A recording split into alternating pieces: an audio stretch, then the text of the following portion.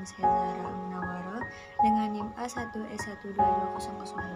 Saya di sini akan memenuhi tugas mata kuliah evaluasi dan diagnosis kesulitan belajar dengan dosen pengampu Bapak Muhammad Hamdi SPD MPD. Sini saya akan menjelaskan hasil observasi dan wawancara saya. Yang pertama ada profil anak. Anak ini merupakan inisial A, jenis kelamin perempuan, tepat tanggal lahir Jambi 25 Mei 2013. Anak ini merupakan anak pertama dari 2 bersaudara. Riwayat penyakit yang dialami merupakan kesulitan belajar menghafal, dan pola asuh yang dilakukan oleh orang tua merupakan pola asuh demokratif. Dugaan kesulitan belajar yang dialami oleh anak ini dari hasil observasi wawancara saya kemarin, yaitu identifikasi kesulitan belajar saat menghafal merupakan langkah penting dalam membantu anak mengatasi masalah belajar. Aspek-aspek yang perlu diperhatikan dalam melakukan identifikasi kesulitan belajar saat anak menghafal yaitu kesulitan mengenal materi pelajaran, kesulitan mengenal huruf abjad, ataupun kesulitan mengingat dalam surat pendek. Adapun solusi untuk hambatan yang dihadapi oleh anak ini adalah memberikan motivasi, memberikan dorongan kepada anak agar dapat percaya diri ketika belajar, memberikan sosialisasi kepada orang tua untuk membantu dan mendukung keberhasilan anak dalam meningkatkan kegiatan menghafal, menyediakan bimbingan belajar kelompok, menciptakan lingkungan belajar yang nyaman di sekolah, dan mencari bantuan dari ahli seperti guru les membaca, tutor matematika, ataupun guru ngaji dalam hal untuk menghafal surat pendek. Penanganan yang telah dilakukan oleh orang tua, saudara, keluarga, dan guru merupakan memberikan semangat kepada anak dengan cara mengiming-imingkan dengan memberikan hadiah untuk dapat si anak lebih semangat lagi dalam menghafal. Sedangkan dari sisi guru adalah memberikan motivasi kepada anak untuk lebih giat menghafal dan memberikan yang terbaik pada anak untuk usianya yang sekarang ini. Fokus tinjauan perkembangannya untuk saat ini dari orang tua pun mengatakan bahwa anak mengalami cukup kemajuan dari sebelumnya, di mana anak yang susah sekali untuk menghafal juga, dan di mana anak kalau untuk menghafal itu harus dipaksa dan dia akan menangis sejadi-jadinya. Dan untuk saat ini si anak dapat dipastikan perkembangannya sangat-sangat maju sekali dengan adanya dorongan dari orang tua, guru-guru memberikan motivasi, dan juga dengan orang tua memberikan hadiah kepada anak untuk dapat menghafal lebih banyak. Secara akademik, dari observasi dan wawancara saya, dapat saya pahami keluarga mengatakan dalam saat ini untuk akademik dibandingkan dengan semester sebelumnya atau di kelas sebelumnya dapat peningkatan yang terjadi pada anak yang baik dari saudaranya pun juga keluarga, teman, dan orang sekitar pun juga mendukung secara akademik. Terutama juga teman-teman mengaji sore, si anak juga aktif untuk menghafal lebih dahulu dibandingkan sebelumnya, dan dapat apresiasi dari guru ngaji terhadap perubahan-perubahan secara akademik sangat membaik dari sebelumnya. Identifikasi kesulitan belajar, tinjauan dalam diri anak, kesulitan belajar terhadap akibat tidak berfungsinya otak itu tidak. Apakah gangguan belajar pada tingkat persepsi awal, tingkat material, tingkat simbolisasi, atau tingkat konseptual? Yang saya dapat adalah anak ini merupakan gangguan pada tingkat material, di mana tingkat material ini merupakan menghafal anak itu sulit.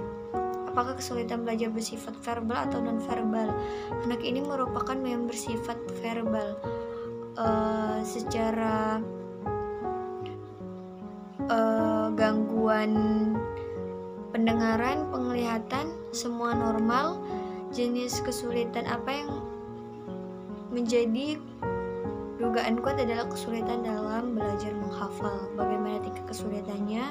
Tingkat kesulitannya itu susah untuk mengingat apa yang telah dihafal, seperti misalnya menghafal surat An-Nas itu harus 10 atau 15 kali untuk lancarnya atau untuk dalam mengingatnya, seperti itu. Lalu apakah punya penyakit seperti kronis, gangguan fisik? Tidak ada, semua normal. Apakah ada keterlambatan perkembangan? Tidak ada, lebih tepatnya kurang pematangan pada sekolah anak. Selanjutnya psikologis, bagaimana tingkat kecerdasan secara umum. Tingkatan secara umum tentang kecerdasan itu terdapat beberapa teori. Yang pertama teori kecerdasan ganda, majemuk, emosional, sosial, di mana tingkat kecerdasan secara umum dapat dilihat dari berbagai perspektif dalam psikologi, seperti teori kecerdasan ganda, emosional, sosial, maupun majemuk. Selanjutnya, bagaimana kemampuan aktual, bakat khusus, minat, bakat yang ada. Faktor-faktor yang menjadi kemampuan aktual itu ada faktor genetik, latihan, lingkungan, pendidikan, pengalaman, dan di mana aktual, bakat khusus, minat, dan yang ada dan yang berkembang dapat dipengaruhi oleh faktor-faktor tersebut. Bagaimana perhatian atau konsentrasi dalam belajar?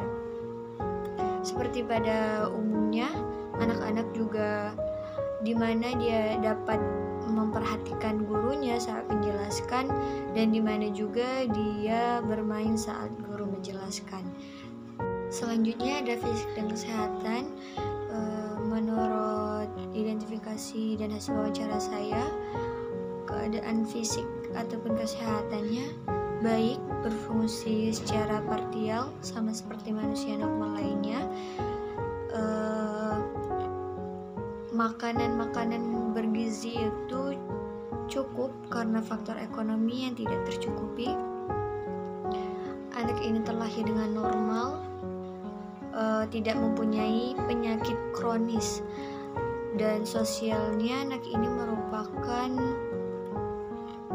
karakter yang bisa dikatakan aktif, dimana juga dia kalau untuk berbicara itu lantang, atau juga mungkin karena dari orang tua, anak dapat meniru itu kan dari orang tua, seperti itu.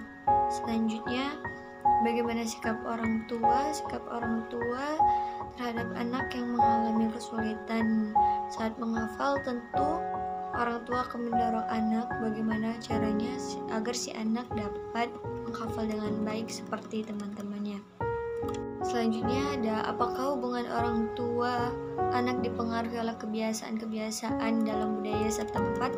Bisa dikatakan iya, pemahaman orang tua tentang pola asuh dan budaya lokal dapat meningkatkan perkembangan karakter anak yang baik sejak usia dini. Selain itu, hubungan orang tua dan anak yang sangat terbuka dan komunikatif juga dapat membantu perkembangan sosialnya, emosional, dan kognitif pada anak. Budaya, kepercayaan, tradisi, dan nilai yang dianut dalam suatu keluarga juga mempengaruhi tumbuh perkembangan anak tersebut. Seperti itu. Apakah ayah termasuk orang yang suka bekerja keras, ulet, bergaya santai, konsisten, jujur, royal, dan lainnya?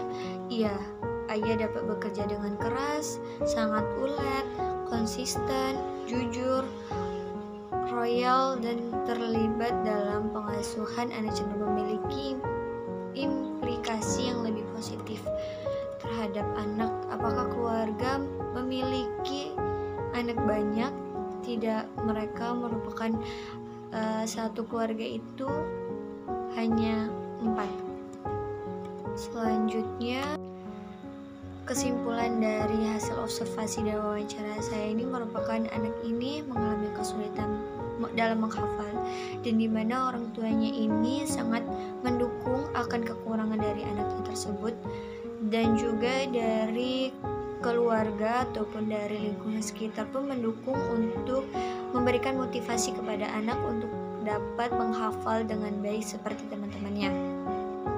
dan juga secara keseluruhan, secara fisik, kesehatan segala macam anak ini merupakan normal. Mungkin untuk melakukan les atau segala macam itu minim karena juga faktor ekonomi dari keluarga yang tidak memadai. Dan juga si anak mendapatkan perilaku ataupun pola asuh demokratis di mana memberikan kebebasan kepada anak sehingga dalam belajar menghafal itu kurang terkontrol oleh orang tua seperti itu. Mungkin hanya itulah yang bisa saya sampaikan, kurang lebihnya saya mohon maaf dan saya akhiri. Wassalamualaikum warahmatullahi wabarakatuh.